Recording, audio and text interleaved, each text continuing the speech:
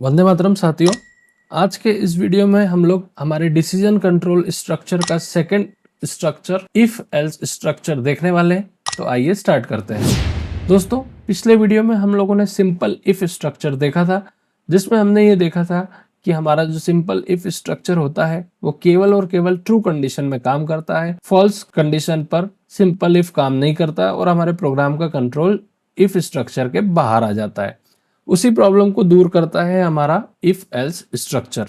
तो आइए इसे समझते हैं। और यदि आप लोगों ने सिंपल इफ स्ट्रक्चर का वीडियो नहीं देखा हो तो पहले आप लोग वो वीडियो को देखें। उस वीडियो की लिंक आपको आई बटन पर मिल जाएगी, उसे देखें और फिर ही आप इस वीडियो को कंटिन्यू करें। तो आइए इस वीडियो को आगे बढ़ाते हैं। देखिए, इफ एल्स स्ट्रक्चर क्या होता है। इफ एल्स स्ट्रक्चर का उपयोग भी हम लोग डिसीजन मेकिंग के लिए करते हैं। मतलब एक कंडीशन दी होगी, अगर वो कंडीशन ट्रू होगी तो कोई स्टेटमेंट एग्जीक्यूट हो जाएंगे और यदि कंडीशन फॉल्स होगी तो कोई दूसरे स्टेटमेंट एग्जीक्यूट हो जाएंगे। मतलब जो हमारा इफ एल्स स्ट्रक्चर है वो तो डिसीजन मेकिंग के लिए यूज होता ही है और ये ट्रू और फॉल्स कंडीशन दोनों में काम करता है। अगर दी गई कंडीशन ट्रू होगी तो इफ ब्लॉक के अंदर लिखे स्टेटमेंट एग्जीक्यूट हो जाएंगे और यदि कंडीशन फॉल्स होगी तो एल्स ब्लॉक में लिखे हुए स्टेटमेंट एग्जीक्यूट हो जाएंगे।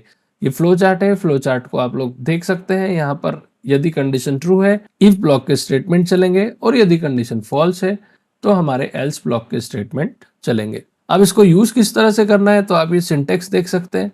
इफ के साथ हमको कंडीशन देना है और कर्ली ब्रैकेट्स के अंदर जो पहला सेट होगा हमारा वो होगा हमारा इफ ब्लॉक के स्टेटमेंट्स और उसके बाद हमको लिखना है एल्स और एल्स के बाद एक और कर्ली ब्रैकेट्स के सेट में हमको दूसरा ब्लॉक देना है जो कि हमारा एल्स ब्लॉक हो जाएगा। तो यदि आपकी दी गई कंडीशन ट्रू होगी तो इफ ब्लॉक के स्टेटमेंट चलेंगे और यदि कंडीशन फॉल्स हो जाएगी तो एल्स ब्लॉक में लिखे हुए स्टेटमेंट एग्जीक्यूट हो जाएंगे। यहाँ पर जो इफ एल्स है वो सिंपल इफ का जो ड्रॉबैक है, जिसमें हमारा फॉल्स के केस में प्रोग्राम का कंट्रोल सीधे बाहर आ जाता है, तो ये उससे दूर करता है। यहाँ पर एक दो चीजों का आपको ध्यान रखना है। जब भी इफ कंडीशन दे रहे हैं आप, इफ के बाद कंडीशन दे रहे हैं तो यहाँ सेमीकोलन नहीं आएगा या एल्स के बाद भी सेमीकोलन नहीं आएगा। एक छोटा सा हिंट मैं बता दूं आप लोगों को, जहां भी ये ओपनिंग वाला कर्ली ब्रैकेट आता है उसके ऊपर वाली लाइन में सेमीकोलन नहीं लगाते हैं। तो ये एक चीज आप ध्यान रखें ताकि आपको ध्यान रहेगा कि कहाँ सेमीकोलन लगाना है और कहाँ सेमीकोलन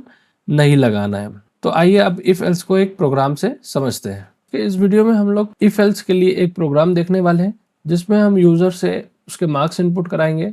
सपोज करिए कोई 100 मार्क्स का पेपर है, अगर उसने मार्क्स 40 या 40 से ज़्यादा दिया तो पास प्रिंट करवा देंगे और यदि उसका मार्क्स 40 से कम है तो हम लोग फेल प्रिंट करा देंगे।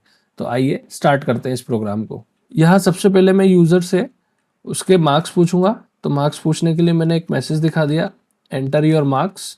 यूज़र ने जो मार्क्स दिए उसको मैं मार्क्स नाम के वेरिएबल में स्टोर कर देता हूँ और इसे ऊपर डिक्लेयर कर देता हूँ। मार्क्स को मैंने एक इंटीजर टाइप के वेरिएबल में स्टोर कर दिया। अब देखिए यहाँ पे क्या होगा, पहले मैंने इफ कीवर्ड लिखा और यहाँ पर कंडीशन दे दी मैंने, if marks greater than equal to 40, अगर 40 से ज़्यादा है तो क्या होना चाहिए, एक मैसेज प्रिंट हो जाना चाहिए, पास।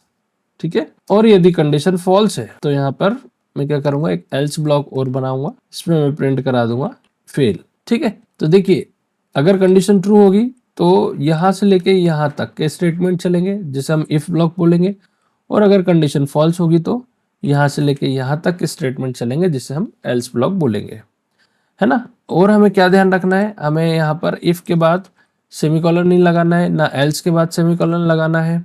और एक और चीज, ये जो इफ ब्लॉक में स्टेटमेंट लिखे हुए हैं और एल्स ब्लॉक में स्टेटमेंट लिखे हुए हैं, ये अगर सिंगल स्टेटमेंट्स हैं तो हम ये कर्ली ब्रैकेट नहीं लगाएंगे तो भी चल जाएगा। लेकिन यदि आपके पास एक से ज्यादा स्टेटमेंट्स हैं इन ब्लॉक के अंदर लिखने के लिए तो ये आपको कर्ली ब्रैकेट कंपलसरी लगाना पड़ेगा।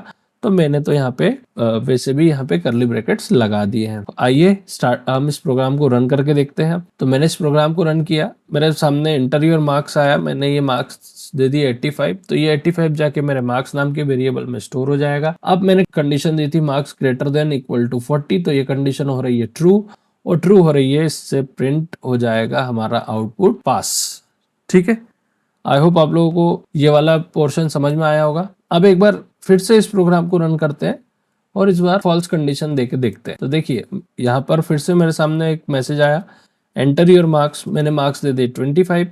25 जाके मेरे मार्क्स नाम के वेरिएबल में स्टोर हो जाएगा और यहाँ पर जो कंडीशन है marks greater than equal to 40 ये फॉल्स हो जाएगी, जिसके कारण से आउटपुट हमारा प्रिंट हो जाएगा फेल। ठीक है, तो ये हमने इफ एल्स स्ट्रक्चर देख लिया जो ट्रू कंडीशन में भी काम कर रहा है और फॉल्स कंडीशन में भी काम कर रहा है। आई होप आप लोगों को ये वीडियो समझ में आया होगा और पसंद भी आया होगा। तो यदि ये वीडियो पसंद आया हो तो इसे लाइक कर दे और हमारे चैनल को सब्सक्राइब कर ले और साथ ही हमारे टेलीग्राम चैनल को भी ज्वाइन कर ले ताकि आने वाले हर वीडियो की नोटिफिकेशन आप लोगों को मिलती रहे।